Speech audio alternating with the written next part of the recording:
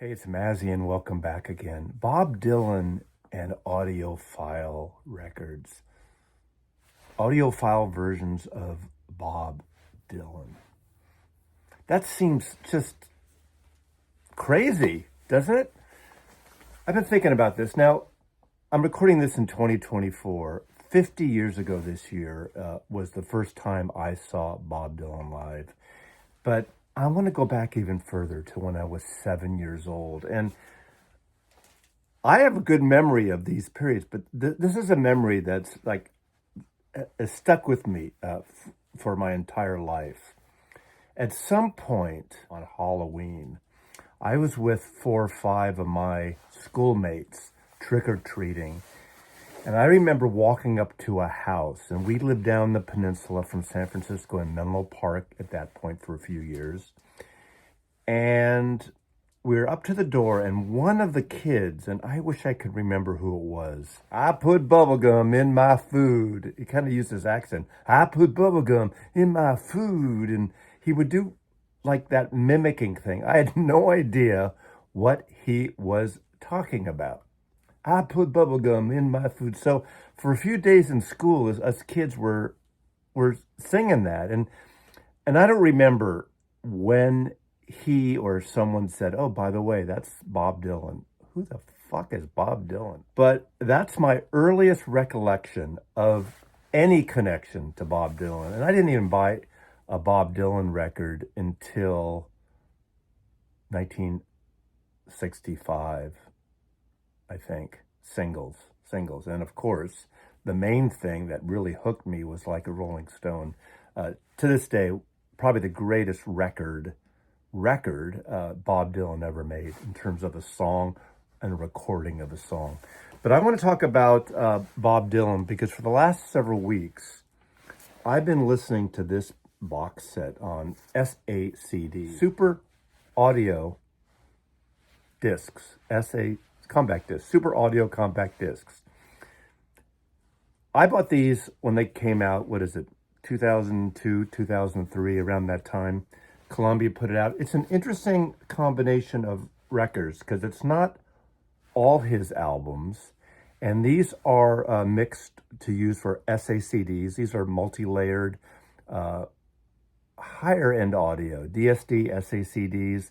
4 of these, I believe, 4 or 5 of these, I think it's 4, are also 5.1 surround. Now, I don't think I've ever listened to these in surround recordings. And the system I had when I got these wasn't even an SACD player. SACDs, you really need a hybrid SACD player to get the benefit of the super audio thing. Now, I'm going to say this right off the bat.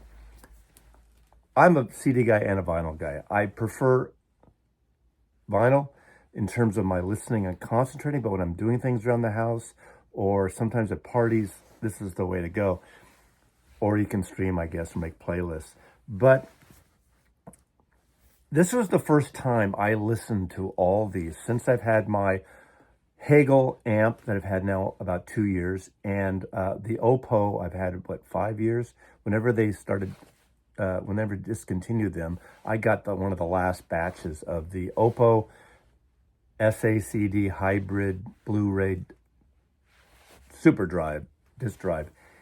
And I played that Stones collection over the last week, and then this Dylan, and these are fucking fantastic.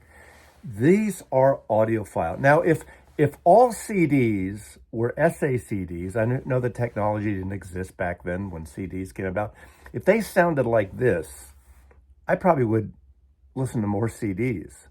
And, again, not a battle of the CD vinyl thing, but I wish all CDs sound like this. And this gives a vinyl a run for the money.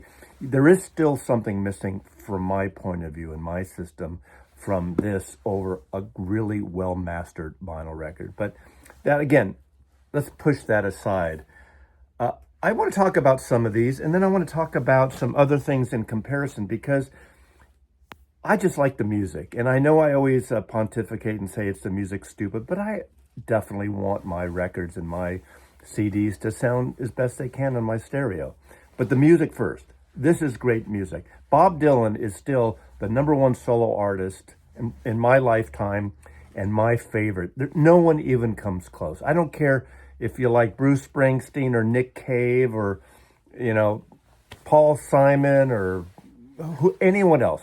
Nobody comes anywhere near close to Bob Dylan's in his songwriting, his lyrics, the diverse overview of his collection of music.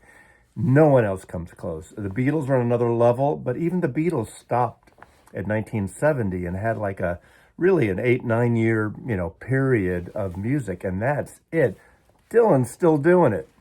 And he started before the Beatles. Well, he didn't start before, but his first record came out, in 62? So, again, it's not a competition between Beatles or Stones, Stones, how'd that come about? Beatles or Dylan, but that's the fact. But this is an incredible collection, long out of print.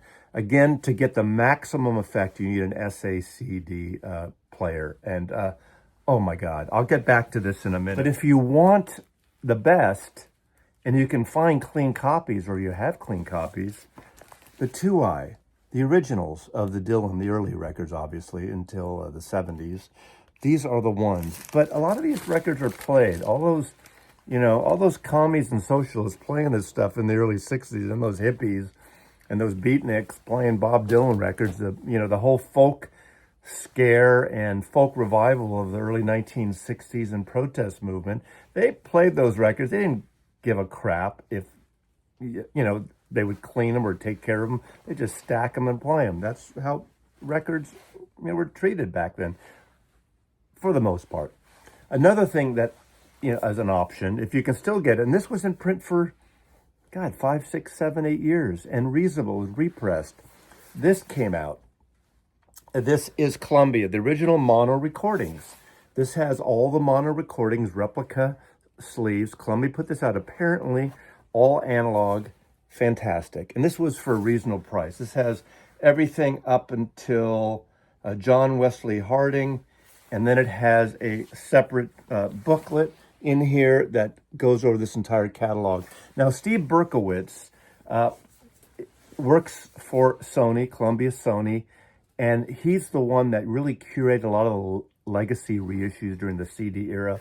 The Byrds, Dylan, all those Miles Davis bootleg box sets and reissues, and these. And he is amazing in what he does. And he's the one that was hired on a project basis by Apple to work on the Beatles monobox. He knew how to do it right way back in 2013, 2014. So this is something to seek out if you want good records.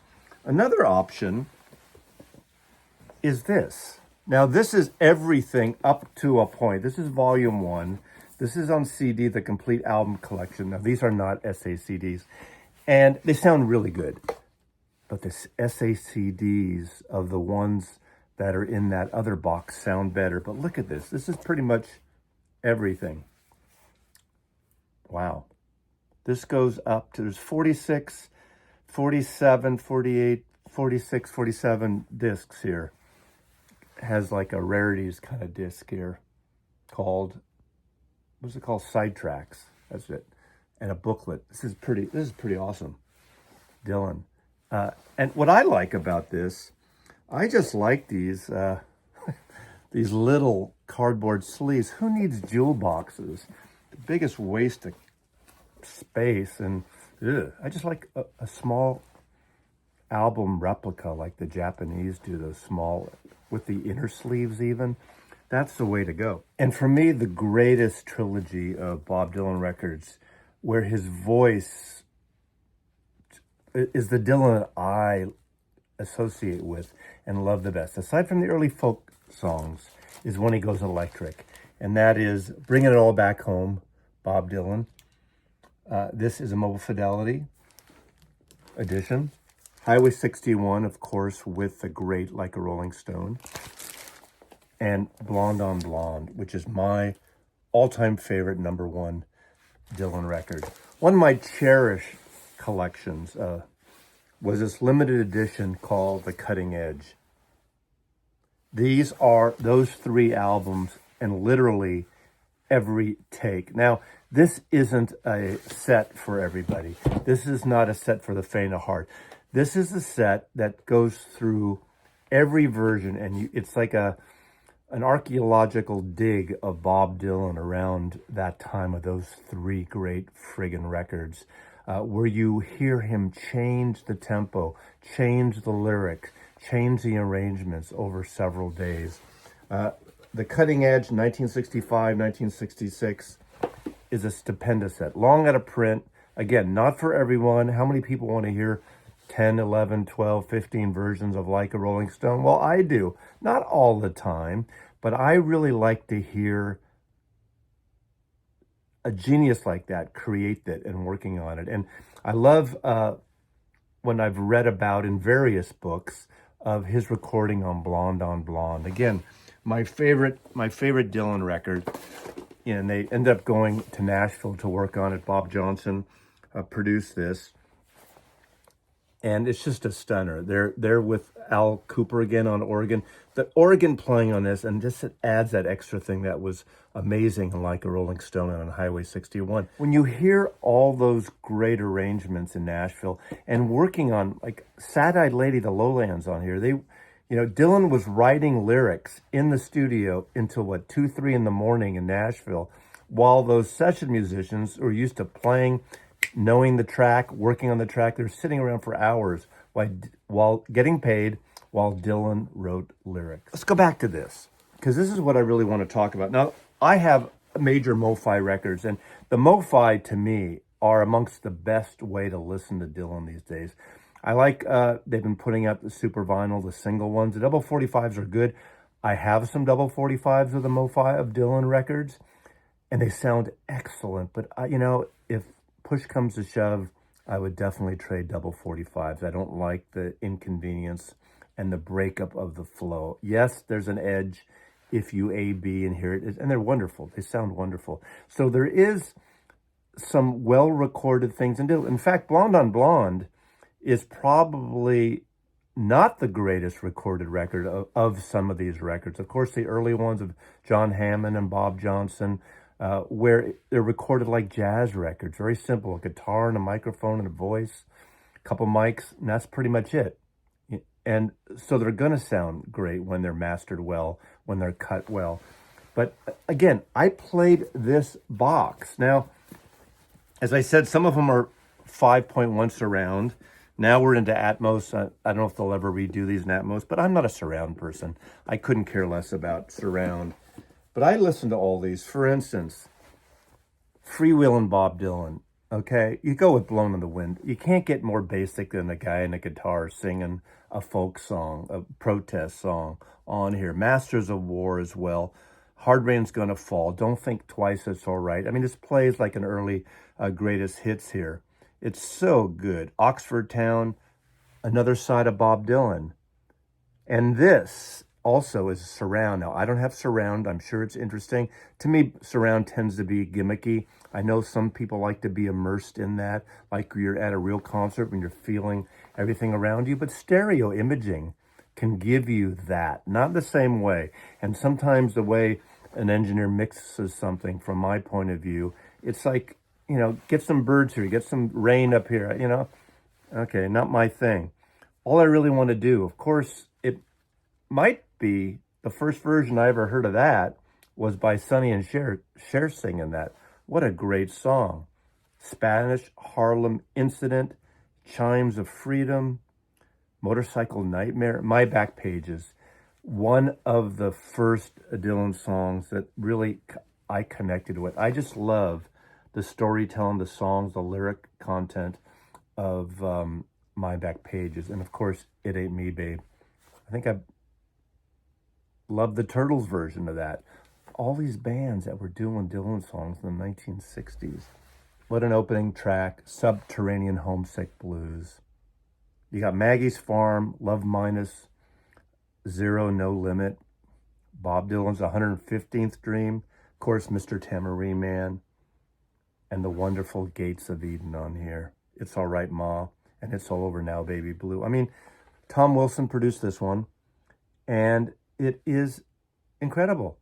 It's incredible. All these Dylan albums, You know, a lot of people who don't seem to me as familiar with Dylan. Now, I know a lot of people, there's people here that know more historically about Bob Dylan than I do. I was a fan for many, many years, almost as long as his entire career, not quite, but I don't know all the details. Dylan fans and freaks are as creepy as Springsteen, Grateful Dead, and Beatles freaks in terms of what they know and what they don't know and what they think they know. And they do know it more than I do. So I will admit that.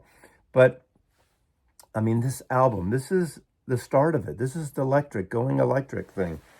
And of course, the masterpiece in terms of a song, Like a Rolling Stone, produced by Tom Wilson.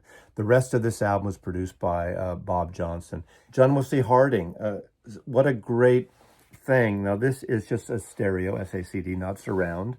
By the way, Blonde on Blonde has a surround layer as well. And again, you have to have the right equipment to play it in SACD. So you're not going to get that full range on a normal CD player. But John Wesley Harding, a quiet record, a lo-fi record. And think of it, in 1967, when everyone is doing this big production, whether it's Satanic Majesty's Request, whether it's Surristic Pillow, whether it's Sgt. Pepper, The Doors, 2 albums, he just goes back and does this kind of folksy, country-like, bluesy album, folk music, back to roots in a way. Just a wonderful, wonderful record. Then in 1969, goes back to Nashville and records a record. This really opened the door for a lot of musicians, a lot of the quote counterculture musicians. Sure, the Byrds, the Beau Brummels did country albums the year before in 1968, but Dylan being so famous and doing something that became very successful, obviously, one of the singles, Lay Lady Lay, sublime, beautiful record. It was strange when we heard his voice on here. His voice was this nasal, like he changed his voice completely. It was bizarre. Almost a one-off on this. But what a great album. And it opens with a song that he wrote earlier and he recorded earlier, a duet with Johnny Cash doing Girl from North County. And it's so great how when they sing, they almost sing like they're competing with each other. It's not beautiful harmony. They're almost like out of sync, but it works really well. Skyline Rag, Nashville Skyline Rag, an instrumental on here that breaks it up. But Peggy Day, I Threw It All Away, Country Pie, Tonight I'll Be Staying Here With You. This is a brilliant country album, and it's his most fully realized country album, Nashville. And it was a big shock in 1969 to hear that voice and that record. And that was his biggest selling record up to that point, his a top record. This, he goes to Asylum Records, records this with the band, leaves Columbia. This is a sloppy record, Planet Waves, but it's a great record. And this is a grower. I listened to this again. This is just a SACD stereo, not a surround. But I just love the funkiness of this. It's kind of like slapped together, it seems like. But again, brilliant songs, 2 versions of Forever Young. Tough Mama, Hazel, Something There Is About You. I just love this. And of course, 50 years ago was that concert, the 74, that just came out this year. Not with the band solo stuff, but the band backing them. And the CD version with all these multiple volumes. I did a video on this earlier when this came out. I just love this.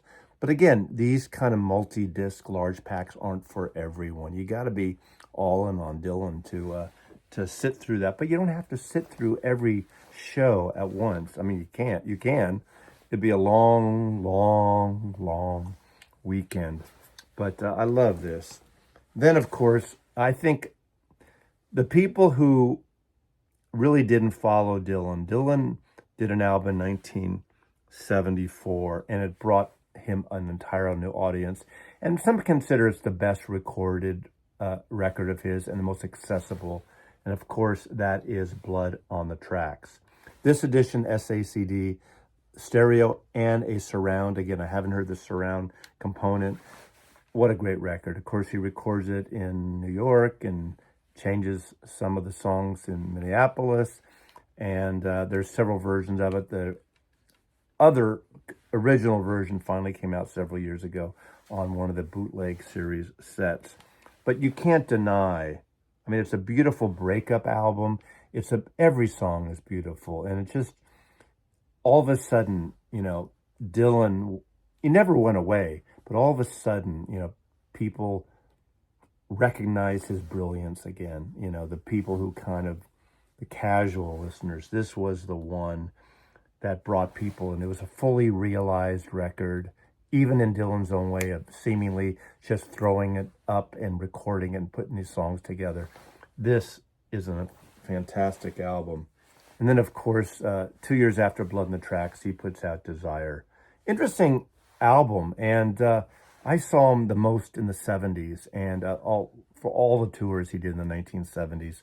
And this opening up with Hurricane, writing about a topic, writing about a man, writing about a person, and going on again for, all that time, a long song, and he tells this great story, just the way he writes it and sings it and records it, and bringing on Scarlett Rivera, that he apparently just happened to see walking New York City carrying a violin case, rolling down the window, and she tours with on the Hard Rain tour.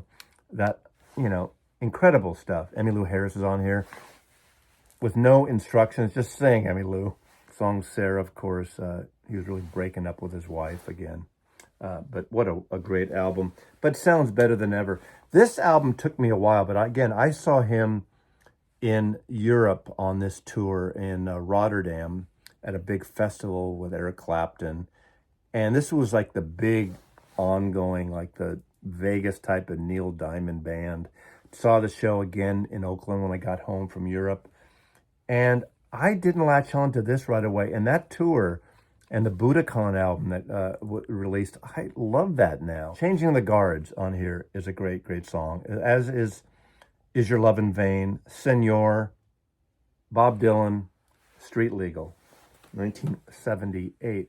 This is incredible. This is one of the best sounding records ever. This has the Muscle Shoals sound. Of course, Jerry Wexler, Barry Beckett. The rhythm section, the Muscle Shoals horns. This is his first of the Christian trilogy. And yes, he's pontificating and proselytizing about Christ and Christianity, but this is a friggin' great record. Adding the Muscle Shoals musicians, that rhythm section, the horns, beautiful, but also that little extra thing of having Mark Knopfler on guitar. And of course, everyone knows this Dire Straits sound. That adds something. I would say the only silly song on here, but the bass and the drums are incredible, is Man Gave Names to All the Animals. Kind of silly when you really listen to the lyrics again, and I haven't heard it in a while. Kind of silly, but Precious Angel, Gotta Serve Somebody, I Believe in You, Slow Train is incredible. And I love the end with just the piano and Dylan's vocals on When He Returns. A wonderful, perfect ending to a fantastic record. And this SACD just is sublime. Really great. Infidels, this is a Mark Knopfler produced record. This is a really good record too. Has a little bit of the 80s stuff going on, but not so much. Neighborhood Bully about Israel. Joker Man, I think, is the hero on here, and that is one of those heroic records, like Rolling Stone, like Hurricane. There's certain songs of Dylan's that just seem really heroic and could be like a piece of cinema, and Joker Man is that. Ends with this beautiful ballad, Don't Fall Apart on Me Tonight, Bob Dylan's Infidels. Then there's the Daniel Lanois produced Old Mercy. Brings in some of the meters on here, I guess the Neville Brothers, as I recall. And this is a good record too. Political World, Where Teardrops Fall, Most of the Time. And lastly on here, that skips over to 2001. Now, Dylan started producing himself under the moniker Jack Frost. Love and Theft was all of a sudden Dylan's late year trajectory, which really changed things up. He decided to produce himself brilliant move. He had done, just a year or two before, Things Have Changed, that single that won an Oscar and a Grammy, possibly. Great hooks, great song. He had that voice, little change in the voice, but he's producing himself. Excellent record. It's bizarre. This, I think, was released on 9/11 or around that time. But it's sort of the beginning of this amazing late career peak that he's been doing to this day, to 2020, with that last record here. But Love and Theft, this is a CD stereo and Sacd surround. So Bob Dylan. It's kind of a little hodgepodge of things. Again, the MoFi stuff for vinyl, if you want audiophile. The Sacds, if you can find that box. I don't know the price on it or how rare it is. I don't think those were released individually, but I'm not quite sure. You'd think they would put them out again, but maybe they'd probably switch and do the Atmos thing. Who knows? Another remix, another way to to reissue this stuff. But I don't need that. I'm an Atmos guy. But if they had all these on Sacds, now I think that's the way they should do it. Because there is a CD layer, so you can play these on a normal CD player, those Sacds. You just won't get the benefit of the super audio. I am inconsistent sometimes with this stuff. It is the music, but good sounding music is always better than crappy sounding music whenever possible. So thanks for watching. Mazzy loves you.